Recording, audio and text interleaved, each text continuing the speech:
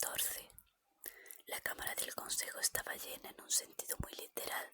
El cuarto día del juicio de Hobart Mallow, maestro comerciante. El único consejero ausente maldecía débilmente su cráneo fracturado que le había impedido asistir. Las galerías estaban llenas hasta los pasillos y techos por los pocos representantes de la multitud que, por influencia, riqueza o extraña perseverancia diabólica, habían logrado entrar. El resto llenaba la plaza exterior, en nudos hormigueantes alrededor de los visores tridimensionales instalados al aire libre. Angkor Jael se abrió camino hasta la cámara, con la ineficaz ayuda y empujones del departamento de policía, y después por la confusión algo menor que había dentro hasta el asiento de Mallow. Mallow se volvió con alivio. Por Seldon, ha llegado usted por los pelos. ¿Lo tiene? Tenga, aquí está, dijo Jael. Es todo lo que usted pidió. Bien, ¿cómo se lo toman ahí fuera? Están muy agitados, comentó Jael con inquietud. No deberían haber permitido un juicio público. Hubiera podido detenerlos. No quería hacerlo. Se habla de linchamiento y los hombres de Publius Manlio que están en los planetas exteriores.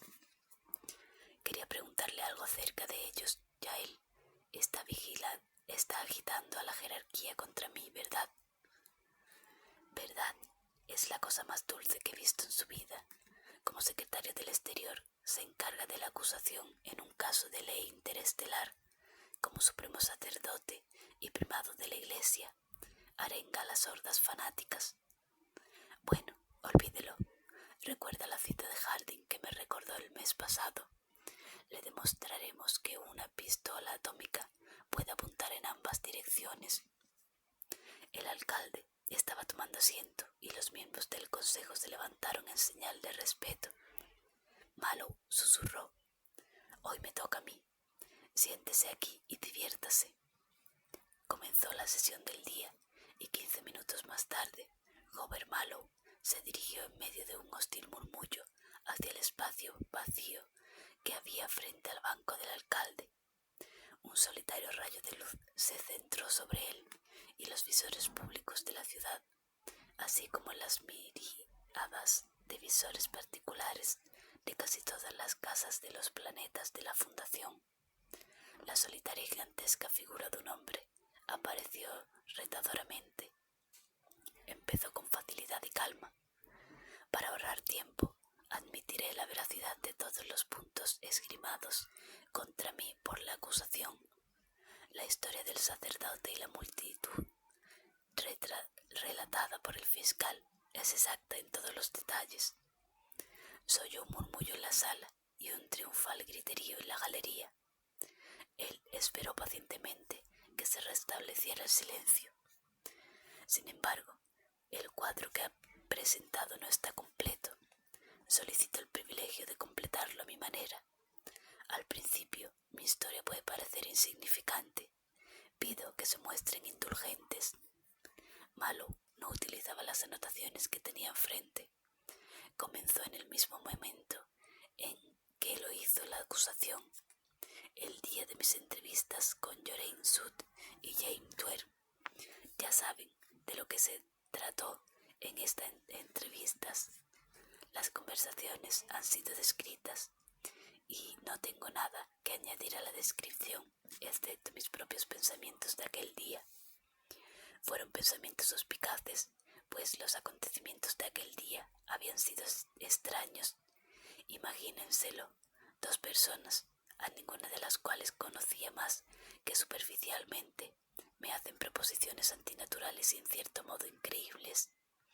Una, el secretario del alcalde, me pide que desempeñe el papel de agente de inteligencia para el gobierno en una misión altamente confidencial, cuya naturaleza e importancia ya les ha sido explicada. La otra, dirigente de un partido político, me pide que acepte un asiento en el consejo.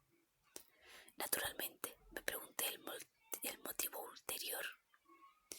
El de Sud parecía evidente. Quizá pensaba que yo vendía energía atómica a los enemigos y planeaba una rebelión. Y quizá estaba forzando la cuestión, o yo lo quería así. En ese caso, necesitaba a uno de los hombres para que me acompañara en mi misión, en calidad de espía. Sin embargo, esta última idea no se me ocurrió hasta más tarde, cuando James Tuer entró en escena. Imaginen de nuevo, Tuer se presenta a sí mismo como un comerciante retirado de la política, aunque yo no sé ningún detalle de su carrera comercial y mi conocimiento en este campo es inmenso. Y además, a pesar de que Tuer se jactaba de haber recibido una educación laica, nunca había oído hablar de una crisis Seldon. Joven Mallow esperó a que todos comprendieran la importancia de lo que acababa de decir y fue recompensado con el primer silencio con que tropezaba cuando la galería contuvo el aliento. Aquello solo estaba dirigido a los habitantes de Terminus. Los hombres de los planetas exteriores solo podían oír versiones censuradas que se ajustaran a los requerimientos de la religión. No oirían nada de la crisis Seldon, pero había otros puntos que no se le escaparían. Mallow continuó. ¿Quién de los presentes puede declarar honradamente que cualquier hombre que haya recibido una educación laica puede ignorar lo que es una crisis Seldon? Solo hay un tipo de educación en la Fundación que excluye toda mención de la historia planeada de Seldon y solo trata del hombre como un brujo semimítico. En aquel momento comprendí que James Tuer nunca había sido comerciante. Entonces comprendí que pertenecía a las órdenes sagradas y que quizá era un sacerdote de alta jerarquía, e indudablemente que aquellos 3 años que decía haber estado en la cabeza de un partido político de los comerciantes había sido un hombre comprado por Jorain Sud. En aquel momento me debatí en la oscuridad. No conocía los propósitos de Sud a mi respecto, pero puesto que parecía darme cuerda deliberadamente, le proporcioné diversas visiones de mi propia cosecha. Mi idea era que Tuer debía acompañarme al viaje como un guardia extraoficial a sueldo de Jorain Sud. Bueno, si no lo conseguía, sabía muy bien que me escaparía, que me esperarían otras trampas que quizás no pudiera descubrir a tiempo. Un enemigo conocido es relativamente inocuo. Invité a Tuer a ir conmigo. Él aceptó. Esto, caballeros del Consejo, explica 2 cosas.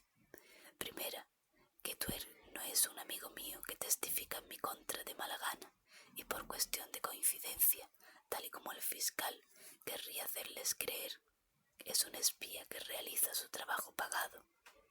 Segunda, explica cierta acción mía con ocasión de la primera aparición del sacerdote al que se me acusa de haber asesinado. Una acción todavía sin mencionar, porque no se conoce. Se produjo un murmullo de agitación en el consejo. Mallow se aclaró teatralmente la garganta y continuó. Me disgusta describir lo que sentí cuando me dijeron que teníamos un misionero refugiado a bordo. Incluso me disgusta recordarlo. Esencialmente me invadió una enorme incertidumbre. El suceso me pareció en aquel momento una jugada de Sud y sobrepasó mi comprensión y cálculos. Estaba completamente a oscuras. Podía hacer una cosa. Me deshice de Tuer durante 5 minutos enviándole a buscar a uno de mis oficiales. En su ausencia, monté un receptor de grabación visual para que todo lo que sucediera se conservase para un estudio futuro. Esto se debía a la esperanza, la oscura pero seria esperanza, de que lo que me confundió entonces se tornara claro al revisarlo. Desde entonces, debo de haber visto esta grabación visual unas 50 veces. La tengo aquí y repetirá su función por 50ª vez delante de ustedes. El alcalde reclamó monótonamente orden cuando la sala perdió su equilibrio y la galería rugió. En 5 millones de hogares de Terminus Excitados observadores se acercaron aún más a sus aparatos de televisión y en el propio banco de la acusación, Jorein Sud meneó la cabeza fríamente hacia el nervioso supremo sacerdote, mientras sus ojos contemplaban fijamente el rostro de Mallow. El centro de la sala fue despejado y las luces disminuyeron de intensidad. Angkor Jael, desde su banco de la izquierda, hizo los ajustes necesarios y con un chasquido preliminar, una escena surgió ante la vista, en color, en 3 dimensiones, con todos los atributos de la vida, excepto la vida misma. El misionero, confuso y derrotado, estaba en pie entre el teniente y el sargento. Mallow esperaba silenciosamente y los hombres entraron, con Tuer en la retaguardia. La conversación se repitió, palabra por palabra. El sargento fue disciplinado y el misionero interrogado. La multitud apareció, sus alaridos pudieron oírse y el reverendo George Parma hizo su desesperada apelación.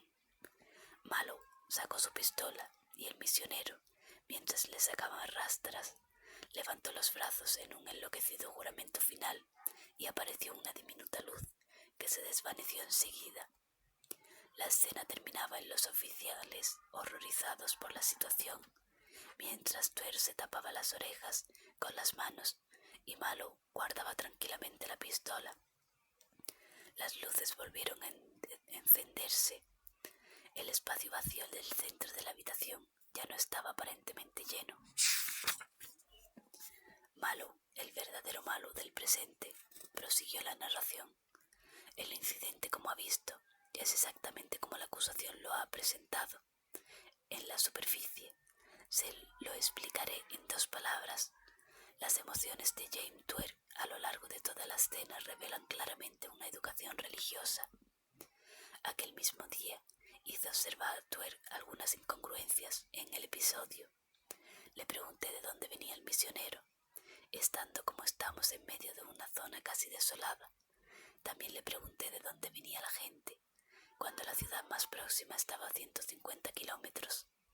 La acusación no ha dado importancia a estas cuestiones, ni a otros puntos, por ejemplo, el curioso punto de la evidente peculiaridad de John Parma, un misionero en Corel, arriesgando la vida en desafío tanto de las leyes corellianas como de las leyes de la fundación. Se pasea con un hábito sacerdotal muy nuevo y totalmente inconfundible. Hay algo extraño en eso. Entonces, supuse que el misionero era el cómplice inconsciente del Comodoro, que lo utilizaba para tratar de lanzarnos a un acto de agresión claramente ilegal, que justificara por la ley su consiguiente destrucción de nuestra nave y de nosotros. La acusación ha previsto esta justificación de mis acciones. Han esperado que explicara que la seguridad de mi nave, mi tripulación, mi misma misión, estaban en entredicho y que no podían ser sacrificadas por un hombre, y más cuando ese hombre hubiera sido destruido de todos modos con nosotros o sin nosotros. Replican murmurando sobre el honor de la fundación y la necesidad de defender nuestra dignidad con objeto de mantener nuestra ascendencia. Sin embargo, por alguna extraña razón, la acusación ha pasado por alto al mismo George Parma como persona. No ha aportado ningún detalle acerca de él, ni su lugar de nacimiento, ni su educación, ni ningún detalle de su historia precedente. La explicación de esto también aclarará las incongruencias que he señalado en la grabación visual que acaban de ver. Las 2 cosas están relatadas. La acusación no ha facilitado ningún detalle acerca de George Parma porque no puede. La escena que han visto en la grabación visual parecía falsa porque George Parma era falso. Nunca hubo un George Parma. Todo este juicio es la mayor farsa que se ha elaborado nunca sobre un tema que nunca ha existido. Una vez más tuvo que esperar a que se apagaran los murmullos. Dijo lentamente: voy a mostrarles la ampliación de una de las tomas de la grabación visual. Hablará por sí misma. Apague las luces otra vez, Yael. La sala quedó a oscuras y el aire vacío se llenó de nuevo con figuras heladas en una ilusión cerúlea y espectral. Los oficiales de la estrella lejana volvieron a sus actitudes rígidas e impasibles. Apareció una pistola en la rígida mano de Mallow. A su izquierda, el reverendo George Parma, captado en mitad de un grito, elevaba sus brazos hacia el cielo mientras las mangas se deslizaban por el antebrazo, y en la mano del misionero había aquel pequeño destello que en el pase anterior había relampagueado y desaparecido. Ahora era un brillo permanente. «No aparten la mirada de esa luz que lleva en la mano», exclamó Mallow desde las sombras. «Amplíe esta imagen, Yael». El cuadro creció rápidamente. Porciones exteriores desaparecieron a medida que el misionero ocupaba el centro y se convertía en gigante. Solo había una cabeza y un brazo, y después solo una mano, que llenó toda la pantalla y permaneció allí en una inmovilidad inmensa y nebulosa. La luz se había convertido en un conjunto de letras minuciosas y brillantes. P.S.K. «Eso», atronó la voz de Mallow, «es un tatuaje, caballeros. Bajo la luz ordinaria es invisible, pero a la luz ultravioleta, con la cual inundé la habitación al tomar esta grabación visual, destaca en alto relieve. Admito que es un ingenuo método de identificación secreta, pero en Corel, donde no se encuentra luz ultravioleta en todas las esquinas, da resultado. Incluso en nuestra nave, la detección fue accidental. Quizá alguno de ustedes ya hayan adivinado lo que significa P.S.K. George Parma conocía muy bien su jerga sacerdotal y realizó su trabajo magníficamente. ¿Dónde la había aprendido y cómo? No lo sé, pero P.S.K. quiere decir Policía Secreta Corellana. Mallow gritó sobre el tumulto, rugiendo contra el alboroto. Tengo una prueba colateral en forma de documentos procedentes de Corel que puedo presentar al Consejo si es necesario. ¿Dónde está ahora el caso de acusación? Ya han hecho y repetido la monstruosa sugerencia de que yo debería haber luchado a favor del misionero en desafío de la ley y sacrificado mi misión, mi nave y yo mismo por el honor de la fundación. Pero hacerlo por un impostor.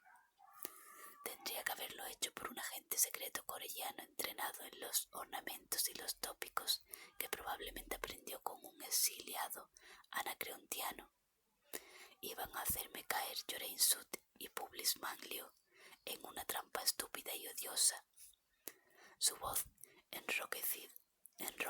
enronquecida se desvaneció en un fondo informe de una multitud enloquecida. Le levantaron a hombros y le condujeron al banco del alcalde. Por las ventanas veía un torrente de hombres que acudían a la plaza para sumarse a los miles que ya estaban allí.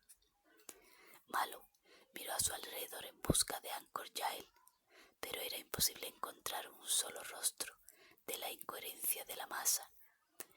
Lentamente fue dándose cuenta de un grito rítmico y repetido que se dilataba a partir de un pequeño comienzo, y ya tenía un latido de locura.